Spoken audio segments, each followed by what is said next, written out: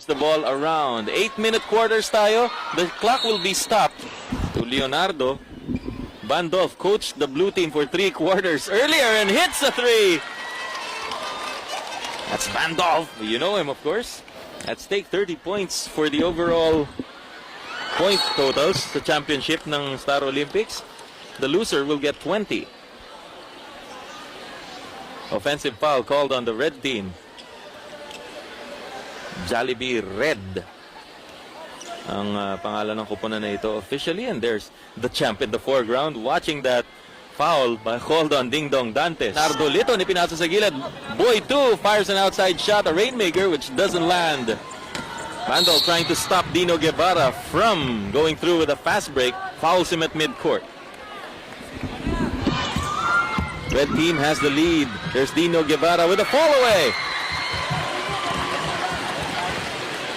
Shot, follow-up by Joshua Zamora. Doesn't land also. There's Ding Dong Dantes with a strong rebound and trying to protect the ball. The ball from going out. Nico, jump shot, doesn't land. Ding Dong with a follow-up. Wala pa rin.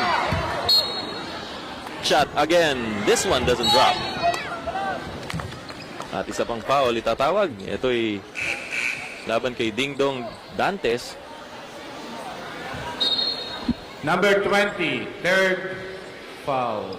Well, si Boy 2 Quezon, pinalitan ni Isko Moreno.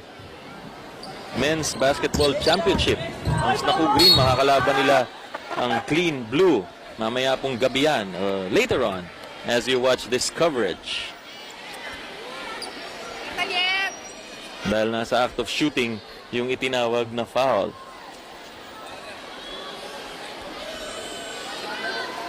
Up 13-7.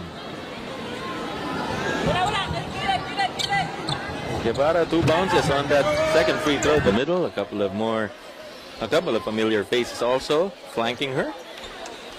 And the usual fans around everybody. Tila nag-a-assume din ng coaching duties. And now on the other side, Spencer Reyes. He hits it. Mukhang spark plug si Spencer para sa green team. Kasama na of course itong si Ding Dong Dantes na naglarong sentro kanina.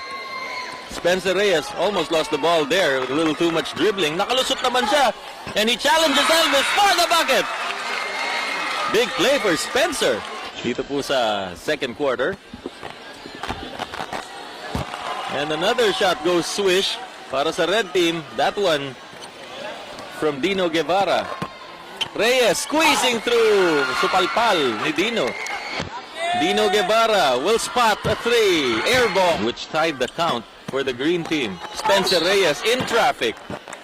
Nakatalikod pa sa kanila, and the adjustment usually comes a bit too late. And promptly a foul.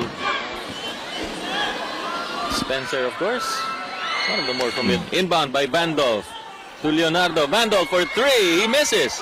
Go all the way to the other side. Isko Moreno will be called for a foul. Looks like his third.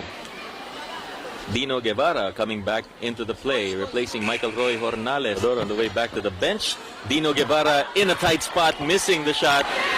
To Bandolf, he spots and overshoots. Ding Dong Dantes for the rebound. Belayo, down to Bandolf. Sumagasa sa loob, masyadong malakas yung tira.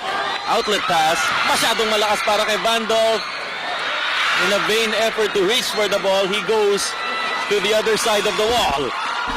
And that's Bandolf hamming it up, of course, for everybody here, for the fans. Ever the showman.